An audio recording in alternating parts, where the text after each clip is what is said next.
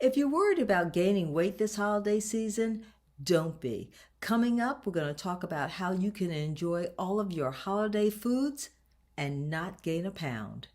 Hi, I'm Executive Coach Constance Howard, and welcome to my YouTube channel, where women are inspired to be the best version of themselves. Now, before you watch the video, click the subscribe button so that you can join this community of fearless women.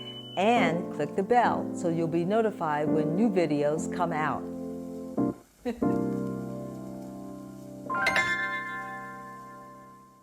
The holiday season is in full swing, and undoubtedly you're going to be faced with trays and trays of your favorite holiday foods. I'm a dessert girl, so cookies, pound cake, sweet potato pie, they're like magnets that pull me to them. But this year, I want it to be different. So I enlisted the help of anti-diet dietitian and intuitive eating coach Jacquelyn Hackett. She gives us concrete information on how we can enjoy our favorite foods and not worry about weight gain. Here's our conversation. Okay, so welcome, Jacquelyn, to the show. I appreciate you joining me here tonight. Why don't you tell us a little bit about yourself? Yeah, thanks for having me, Connie. Super excited to be here. A little bit about me. My background is in nutrition. I grew up an athlete and stopped playing sports in college, and that led to my own health issues and led me down the path to discover nutrition and intuitive eating and digestive health, gut health, which is all the trend right now. Mhm. And I worked in hospitals for a bit, left corporate America just a little over a year ago to start my private practice, which is Hackett Health. I call myself a nutrition mindset coach because I'm not just giving people meal plans, as Mhm, people often mhm. ask me as a dietitian. I'm Mhm. really helping people understand why they eat like the way that they do, and how to eat in the right way for themselves. Yeah, I can't wait to get into that conversation, but I wanted to kind of lay the groundwork. I am over 50, so I'm in that generation where starting in when you became a teen, you started talking about dieting. It was like the conversation, and you would get a little calorie counter book, and you restrict your calories, or you'd go on an all grapefruit diet for a weekend, and it would just, you lose weight. Of course, I was a teenager and I was really active, but that was the culture. Yeah. And just recently, the culture has shifted from diet to wellness. But is that really just, smoke and mirrors? Yeah, that's a great question, and I think you're aware of it. But uh, people have started to pick up on the term dieting, and we know that diets don't work, right? The research clearly shows, right, 99% of diets fail after 2 to 5 year mark. Mhm, So companies got smart, right? The diet industry and wellness and beauty industry are a $72 billion industry.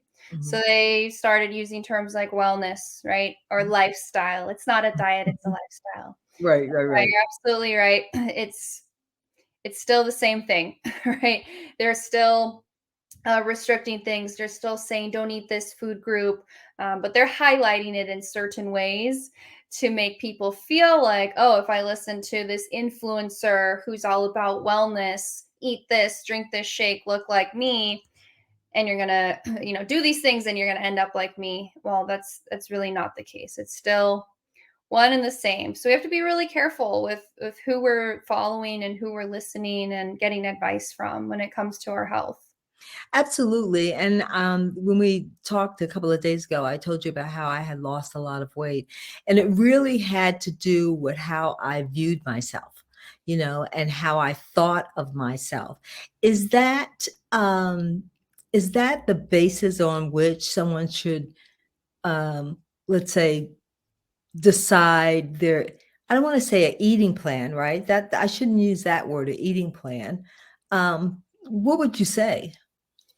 Yeah, how you explained to me how you achieved what you did was exactly what I implement with my clients. Because yeah, it's not an eating plan. It's We talked about the book Atomic Habits by James Clear.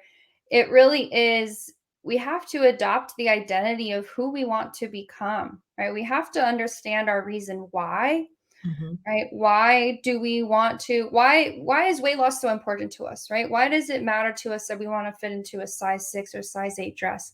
That's just external, right? Mm-hmm. Why does it really matter to you? Mm-hmm. And once you start to dig deep and you realize, oh, I want to live longer, I want to be around my kids, I want to have good quality of life in my 70s, 80s, 90s, Mm-hmm. then we can start to unpack, okay, what does that person need to do? What does their day to day need to look like?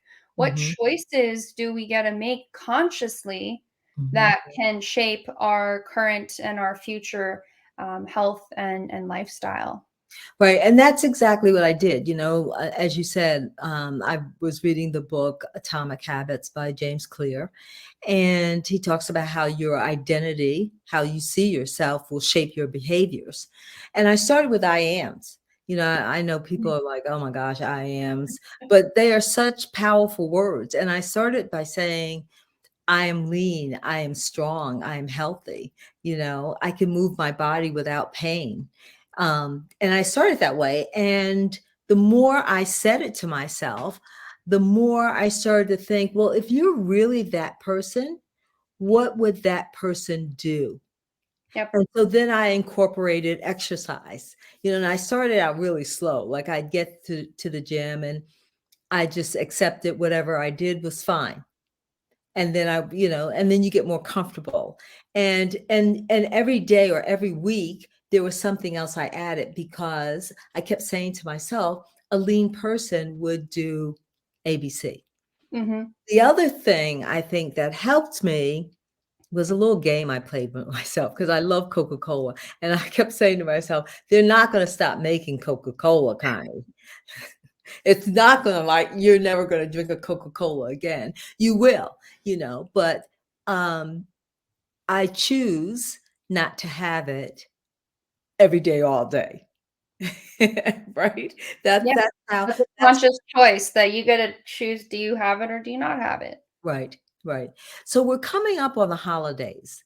And typically what people will say is, "Oh, it's the holidays, so I'm going to give myself a solid month pass because it starts, the night before Thanksgiving, and then you eat all that weekend, right? And then you think, oh, I'm just gonna, it's gonna be Christmas, and then it's gonna be New Year's. So I'm not gonna start until January 1.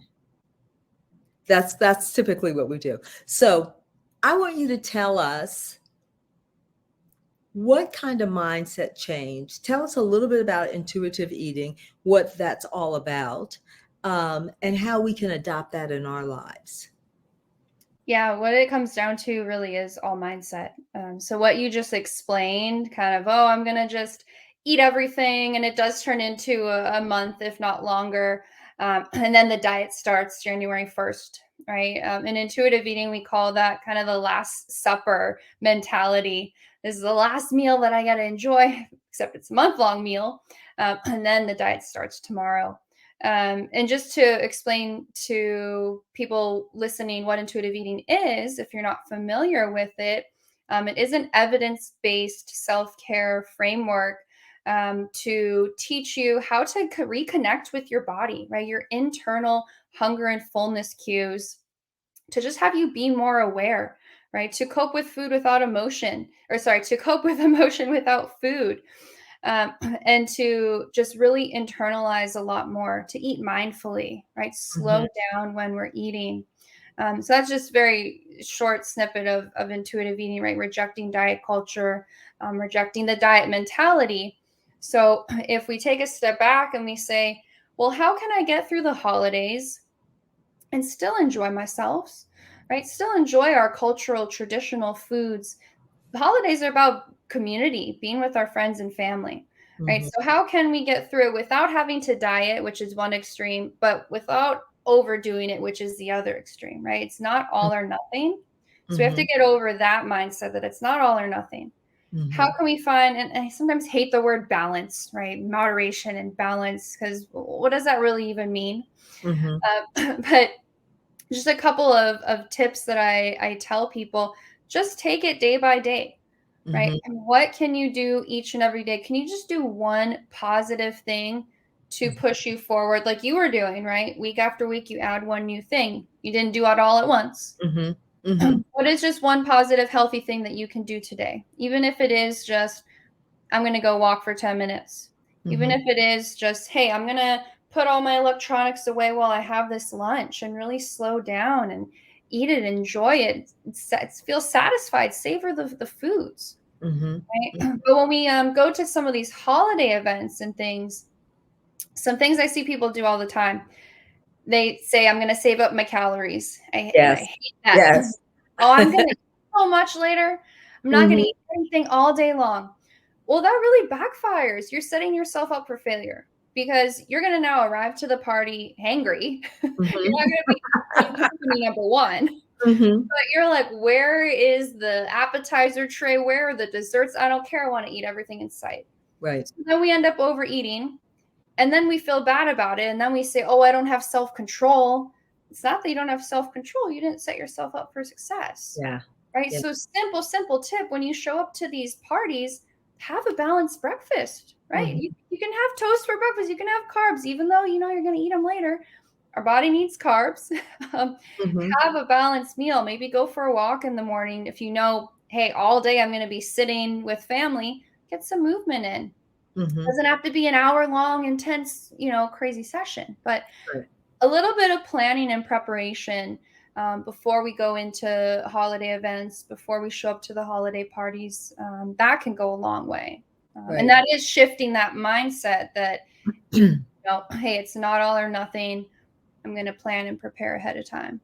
I think that's the biggest challenge for people because we have food all around us, right? I mean, when I was growing up, you had to make your lunch for the day. You had those little brown bags. I'm Yep. dating My myself. mom gave me the brown bags. She's Yes, old school. yes. And you had a little baggie or you had a little Tupperware something, Mhm. and it had a little portion of this and whatever. And that's how you ate your lunch. Now we don't even think about it. I have a client who was talking about, um, she's trying to get a handle on her, eating habits with her son. And she said, I feel badly because I dart into the 7-Eleven and grab a Mm, sandwich, because it's so convenient. yeah. You don't have to think about your breakfast because you just grab something along the way. And when I started to make a change, wow, it takes planning, it takes intention, Yep. right? You may not do a whole lot of research, but at some point I thought, well, why would I buy the Cheetos, right? I started reading labels. Why would I buy the Cheetos? Because that's not good for me and it's tempting. So when you talk about this mind shift, like how does a person get into it and how does a person understand that there are lots of components to it? Yeah. Well, I often tell people to come to me. Yes. That's one thing. If you don't have the resources or access to work with me one on one, even just starting to follow different accounts of people who are promoting these positive mindsets and positive healthy lifestyles is one way to start. Right, just start picking up, hearing what people are saying, what they're doing. But you don't have to do your research. Right? It doesn't have to be so complicated. Mhm, Just starting to become a little bit more aware, first and foremost, right? Become aware. Oh, well, what do I have for breakfast every morning? mhm, Right? Some people, like, they really don't know. They don't think about it. right, Right? Well, what am I having for lunch? Starting to pay attention to your hunger and fullness cues. And so we talk about this a lot in intuitive eating, and it is a complex topic, and it takes practice. mhm, But when you sit down to eat, just pause for a second. Say, okay, well, how hungry am I? Right? mm, On a scale of 1 to 10, how mhm, hungry am I? mhm, Then start eating your meal, pause during your meal, and say, okay, well, how full am I getting? It has nothing to do with how much is on your plate, right? If your eyes were closed, could you just say, okay, well, how full am I? And mhm, if you just start to pick up on some of those things, right? It's that awareness that we need first. And mhm, that doesn't require paying anybody anything or researching. That's just all in you. right? Right. We're all actually born intuitive eaters, Mhm. but it's over time that all these external things kind of get in the way. Mhm. Media and fast food and all of it starts to distract us. Right. And then we work and then we start to watch TV while we eat and we send emails while we eat. We're so disconnected from our bodies these days. Mhm. So I think starting there will go such a long way before you even need to really add in anything else.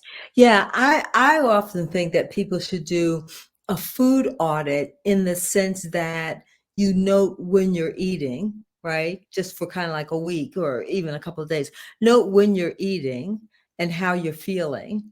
And Mhm. also, what else are you doing? Just like you said, because most of the time we're in front of a TV or we're in front of a computer, and what's on the plate is what we eat. Yep. We don't care about, I'm not hungry. We just eat what's on the plate.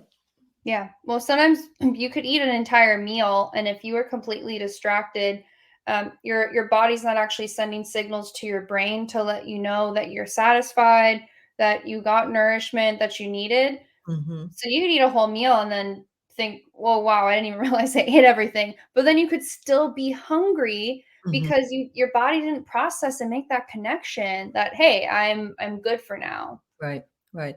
I also have had clients who have told me that, they get they stop and get the fast food or whatever. And when I said, "Well, how did it make you feel?" Right? What did that do? How'd that feel when it was going down? You know? Mhm. And they were like, they described it. It was soothing.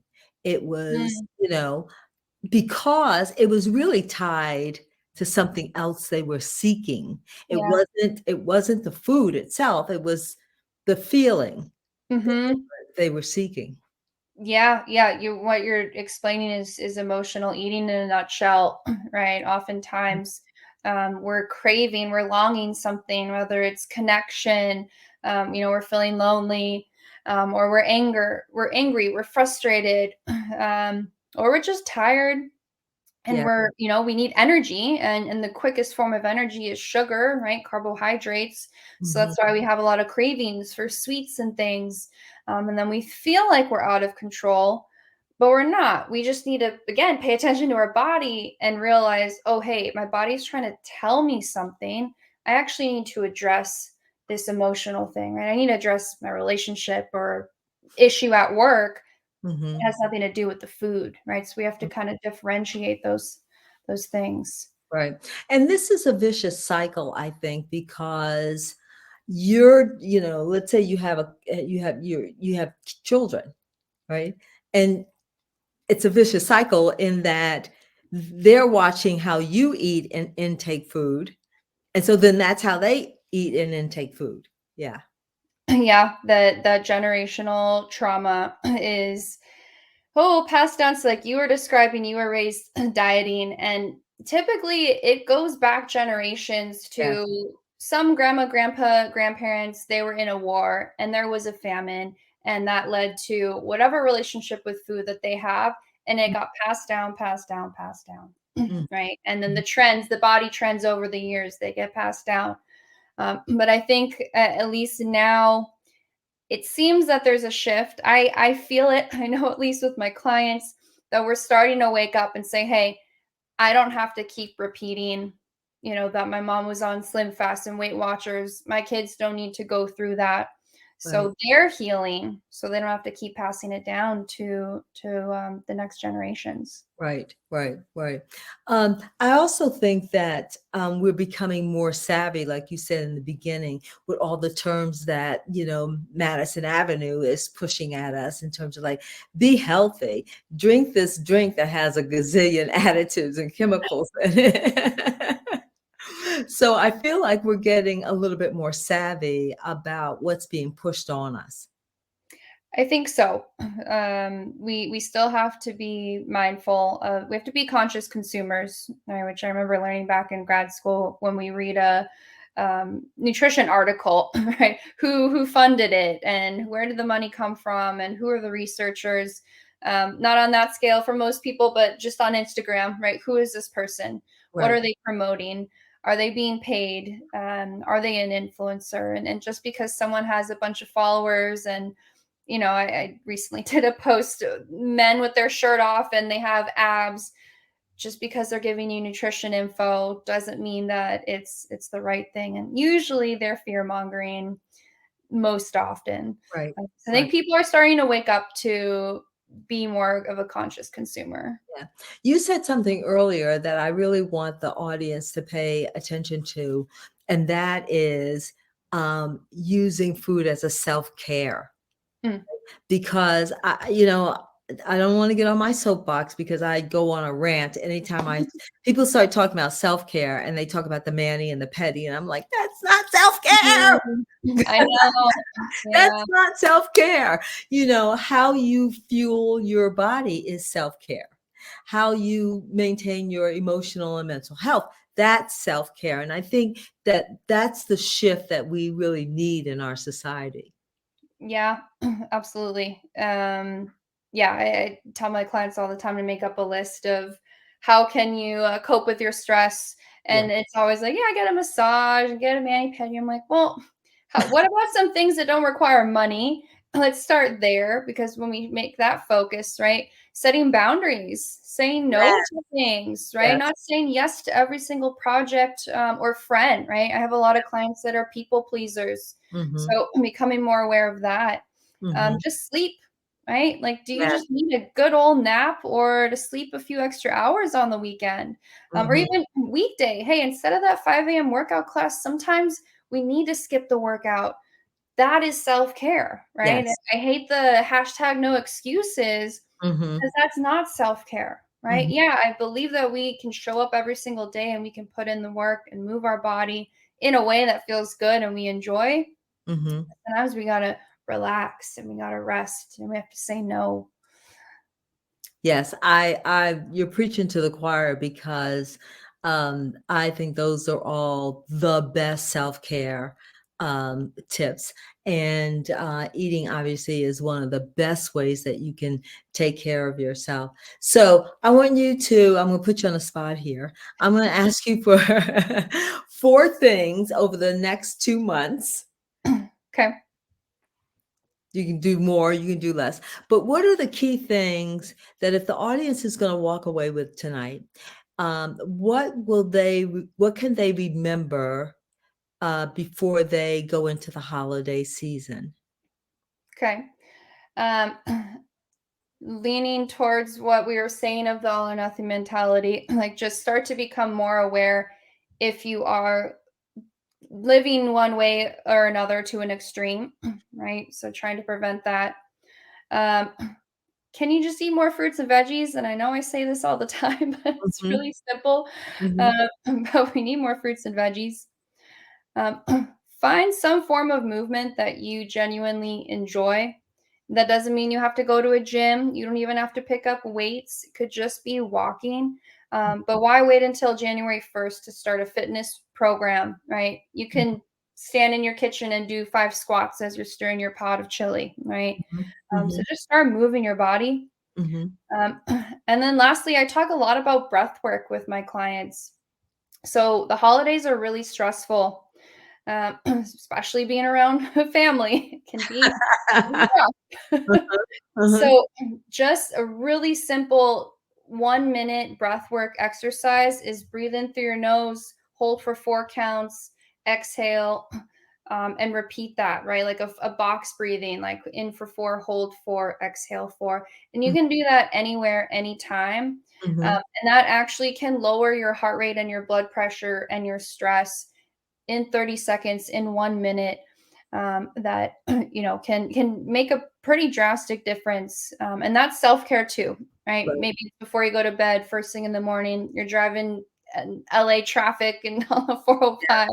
right. uh, but that can be a huge benefit to our mental, physical health.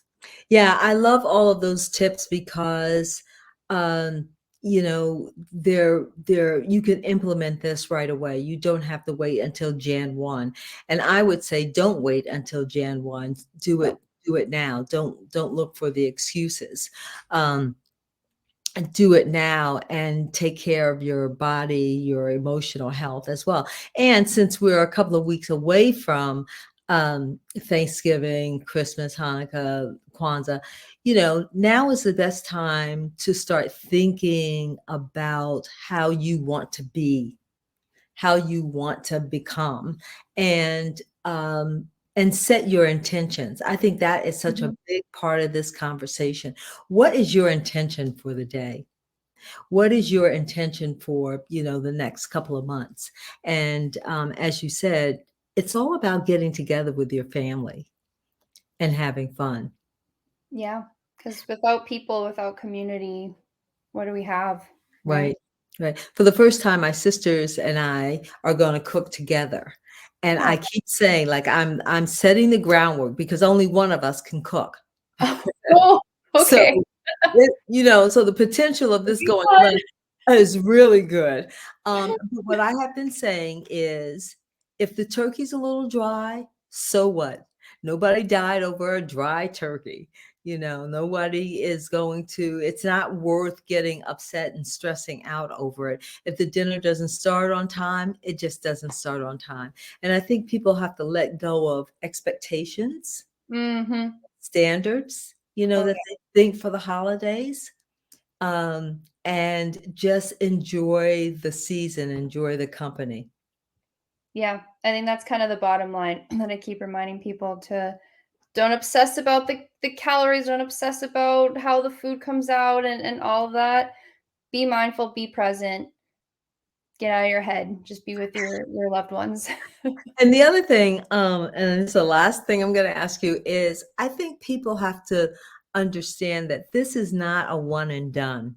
When I lost all that weight, I was like, one and done. Now I can have at it. But Mm. that's not the case. Yeah, definitely not. I mean, I talk a lot about how it's a journey, right? Like your intuitive eating journey, your journey to health, that it's lifelong, really, Mhm, because things are going to keep presenting themselves. We have stressful events, life changes, and those are all going to become obstacles to us, improving our health. But mhm. how can we just take it day by day Day and by know that within the right. long run, Some this days is you're up and everything. some days you're down, and it's okay. Yep. Yes. Well, Jacquelyn, thank you so much for joining me tonight. I'm going to make sure that all of your contact information is posted when we post this episode, because I think there'll be a Okay. lot of people who want to reach out to you, or also visit your website to get some of your handout material as well. Thank you so much. And I hope you have a wonderful holiday season. Thank you. Same to you, Connie. Good luck with the cooking. I'm going to need it. Thanks again. Bye bye. Bye. Well, I'm certainly looking forward to a holiday season guilt free. Comment below on what part of this conversation resonated with you and if I can help you in any way. And as a reminder, click the subscribe button and click the bell so you'll be notified anytime new videos come out. Happy holiday season, and I'll see you next time.